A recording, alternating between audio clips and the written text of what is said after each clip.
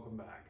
So today I want to go into some of the equipment that you see on my reloading bench and equipment you'll see featured here on the channel quite frequently. This all dates back to over a decade ago when I first got started into reloading, and the reason I did was my 13th Christmas, my father gifted me a Savage Axis chambered in .22-250 Remington. And it was a great rifle. I love the rifle. I love the cartridge. I unfortunately no longer have that rifle to this day, but that's another story. As a young man learning how to shoot a centerfire rifle, it took a lot of ammunition to do, and those of you who have shot .22-250 know that that's not a cheap cartridge, especially for a 13-year-old who was mowing lawns to make money to buy it. So one day I was complaining to my uncle about the cost of the ammunition, and he said, "Well, follow me." So we go down to the barn and he starts sorting through some boxes, and he hands me a box and it has an old Lee C-frame press and a Hornady abridged loading manual. So what am I supposed to do with this? And he said, "You've spent enough time watching me reload. It's time you learned how to do it on what I started on." So I took my press and my manual and I went home and got started, or at least wanted to get started. But then I realized I had nowhere to mount the press to. At the time in school, I had a wood shop class, and my wood shop teacher had us, he said, "Build whatever you want. Yeah, it has to be something functional. It has to be something that you'll use." And I said, "Well, perfect. I can build my reloading bench." So I built my bench in class. I took it home. I mounted up my equipment. The only other thing I went out and bought was a Lee Perfect powder measure. So with my Lee C-frame press, my Perfect powder measure, and an RCBS hand priming tool that was also gifted to me, I got started. And that setup served me very faithfully for many years.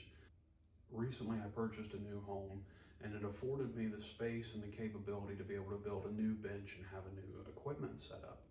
Well, by the time I bought my new home, I had been reloading for over a decade, and I had kind of started to get a pretty solid idea for what I liked and what I didn't like. And I knew the first thing that I didn't like was a 3-foot bench.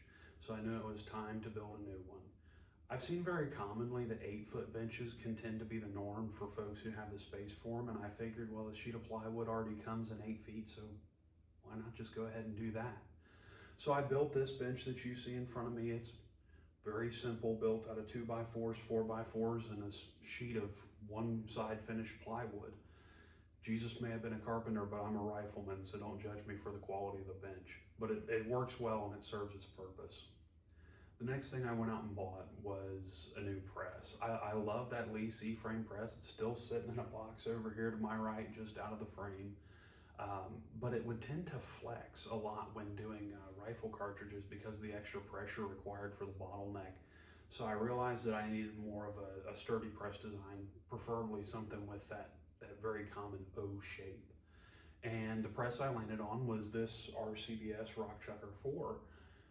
You might say, why RCBS? Well, because it's what was cheap and it was what was on eBay, and I just bought a house and I'm 25, so I didn't have a whole lot of money. One of the first upgrades I made was switching out the nut that holds a standard die and switching it out to a nut that was compatible with the Hornady lock and load bushings. That proved to be a worthwhile investment and a worthwhile upgrade. So after using that RCBS Rockchucker 4, I grew to really like it, so I figured I'd try more RCBS equipment. I went on to buy an RCBS M500 mechanical balance scale, the Uniflow 3 powder measure, and the RCBS bench primer, all of which have been fantastic upgrades to my reloading bench. And now I want to talk to you about some support gear. So what are some of the other things that maybe aren't main pieces of equipment that I use? One of those things are Lee reloading dies. While Lee is not the only die that I use, it is the most common die that I use, and there's a very good reason for it. I found Lee to be excellent meeting at quality and price. So I don't mind spending money for good gear, but when I can get good gear cheap, I like to do that. One of the other fantastic pieces of support gear that I've acquired is the Lyman Universal Case Trimmer. It uses a pilot system, so that way you don't have to buy different bushings and holders and collets and different things like that. You buy one case trimmer and it comes with most of the pilots that you're going to need, or at least every pilot that I'm going to need and most people that I know. And you just change your pilots out and set your depth and you're ready to go. And now I want to talk to you about one of the mainstays on my bench, or one of the mainstay companies on my bench. And before we go any farther, I am not sponsored by anyone. I am not paid by anyone. I am completely independent. Most of the companies you hear me mention have no clue who I am. But one of my absolute favorite companies to use is Inline Fabrication. I was introduced to Inline Fabrication when I bought this press, mainly because it came with the Ultra Mount on it. I had no experience with an Ultra Mount, but it looked like a good idea. So the fact it came with the press for free, I didn't have much to lose. And after I got that set up, I thought, well, I better check them out and see what else they have to offer. And it turns out they had a lot to offer. Some of the things that I went on to buy from Inline Fabrication were their quick change plates. I bought the quick change conversion kit. So this mount was originally designed only to accept the Rock Chucker 4, but you can buy quick change plate conversion kit. So when I originally bought this, it was set up to take only the Rock Chucker 4 and not any of their quick change plates. So I switched it out to a quick change plate adapter, and now I have the plates on the Rock Chucker 4.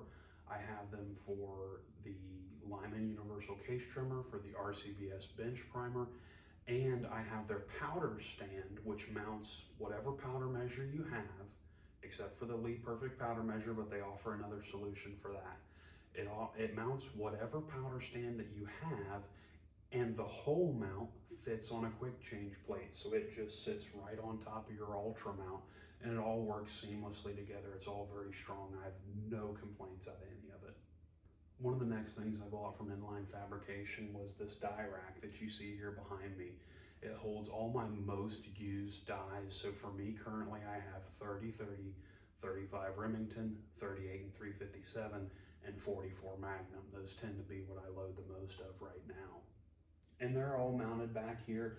It keeps them nice and easy, and you can use your Hornady lock and load bushings. You just specify that the hole's a little larger, and Dan's happy to make it for you that way.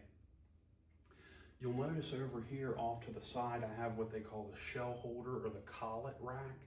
I don't have any collets, but I do have a lot of shell holders, and you can see my shell holders are all lined up here, as well as a screwdriver and the primer tube sleeves for my bench primer.